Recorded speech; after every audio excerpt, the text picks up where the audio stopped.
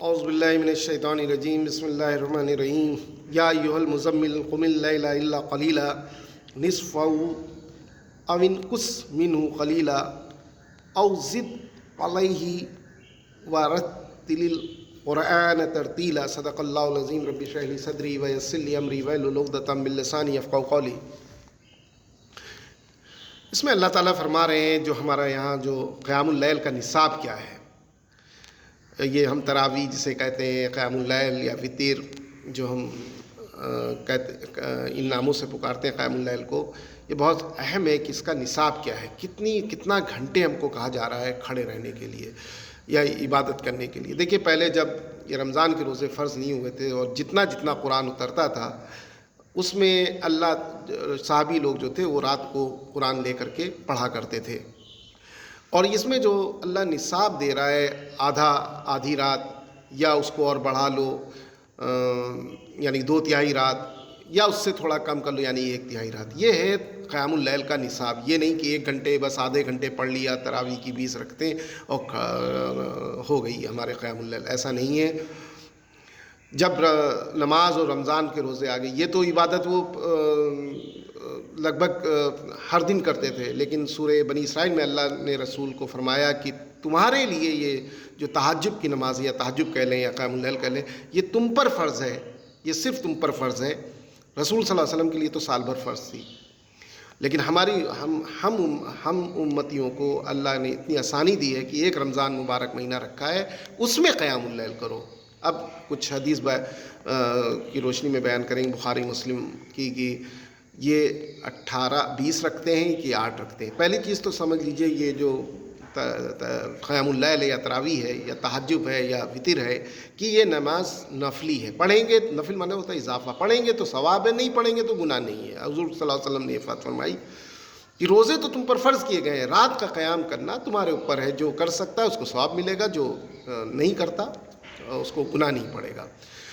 اب ایک حدیث میں بخاری شریف کی کہ صلی اللہ علیہ وسلم عائشہ رضی اللہ عنہ فرماتی ہیں کہ صلی اللہ علیہ وسلم نے آخری حشرے میں، یہ دوسری حدیث سے ثابت ہے، آخری حشرے میں 3 دن جماعت کے ساتھ نماز پڑھائی، وہ بھی تیسرے پہر میں۔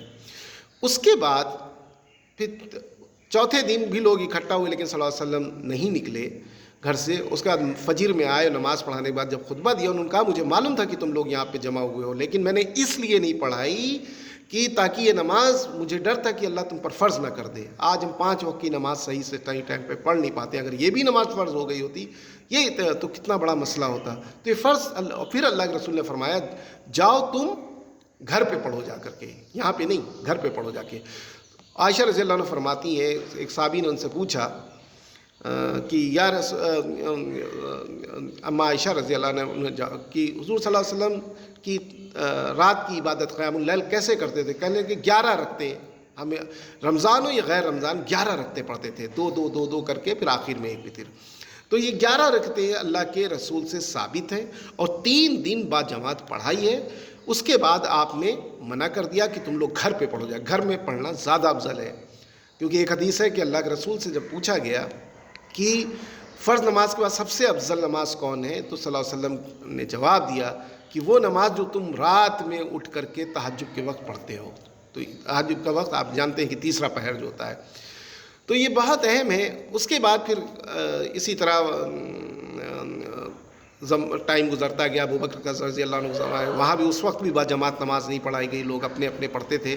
اسی طرح پھر عمر رضی اللہ عنہ کے زمانے میں کیا ہوا کہ ایک دن عمر رضی اللہ عنہ عبد الرحمن بن قاری رضی اللہ عنہ کے ساتھ تھے، تو وہ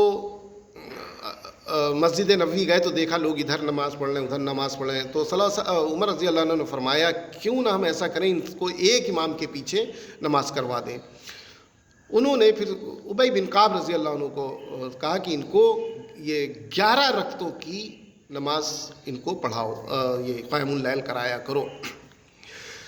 اور یہ دیکھیں جب انہوں نے اگلی بار جب آئی انہی کے تابعی کے ساتھ عبد الرحمن بن قاری رحمہ اللہ کے ساتھ جب آئے یہ تو دیکھا سب ایک امام کے پیچھے نماز پڑھ رہے ہیں، تو آپ نے کہا بھی کہ یہ کتنی اچھی بدعت ہے، یہ بدعت لغت کے معنی میں جو میں نے شروع کرائی ہے، کیونکہ پہلے صلی اللہ علیہ وسلم کرا چکے تھے یہ۔ اور اس کے بعد جو جملے کہے ہیں وہ اکثر ہم لوگ نہیں کہتے، اس کے بعد انہوں نے کہا کہ اس نماز سے بہتر وہ ہے جو لوگ اپنے گھر میں جا کر کے رات میں اٹھ کے پڑھتے ہیں، اور انہوں نے اس کے ساتھ نماز نہیں پڑھی. اور یہ الموطا امام مالک میں ہے کہ یہ 11 رکعتوں کا حکم دیا آپ نے عمر رضی اللہ عنہ، 20 رکعتوں کا نہیں. لیکن کیونکہ یہ نفل نماز ہے، آپ جتنی پڑھیں، کیونکہ کچھ تابی سے تو 40 رکعتیں ثابت ہے تو پڑھ لیتا ہے کوئی، تو اس میں کوئی مسئلہ نہیں ہے. لیکن سنت سے جو ہے وہ صرف 11 رکعتیں ثابت ہیں. لیکن ایک بات بہت اہم ہے کہ یہ جو رکھتے ہیں، ان کی جو 11 رکعت، اس میں جو آیات لوگ 100 اور اس کی لینتھ عائشہ رضی اللہ عنہ فرماتی ہیں بہت لمبی ہوتی تھی، بہت خوبصورت ہوتی تھی.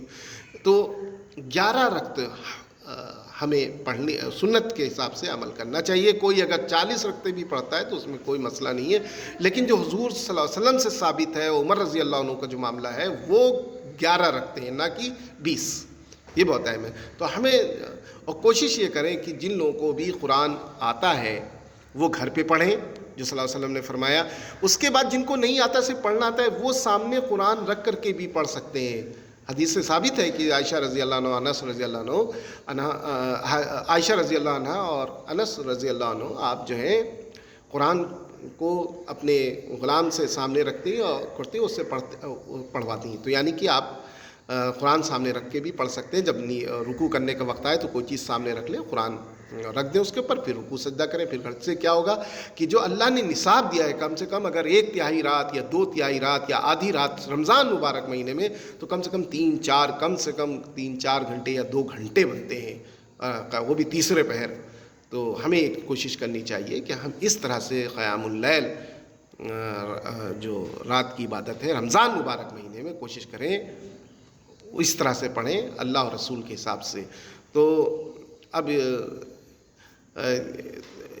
یہ جاننا بھی ہمیں بہت ضروری ہے کہ اس رات کے قیام کرنے سے فائدہ کیا ہے، قیام اللیل کرنے سے فائدہ کیا ہے. ایک حدیث میں آتا ہے کہ صلی اللہ علیہ وسلم نے فرمایا کہ قرآن اور یہ جو قیام آپ کرتے ہیں راتی، اللہ تعالیٰ کے نزدیک قیامت کے دن آپ کے لیے گزارش کریں گے، اللہ سفارش کریں گے، جسے کہتے ہیں شفا، کہ اللہ روزہ کہے گا کہ میں نے اس کو دن بھر بھوکا رکھا، اور یہ قرآن کہے گا میں نے رات بھر اس کو کھڑا رکھا، تو اللہ اس کے گناہوں کو معاف کرے، اور انشاءاللہ اللہ تعالیٰ معاف کرے گا. تو کوشش کریے کہ اس رمضان میں قیام اللیل گھر پہ کریں، جو زیادہ افضل ہے صلی اللہ علیہ وسلم کے حساب سے.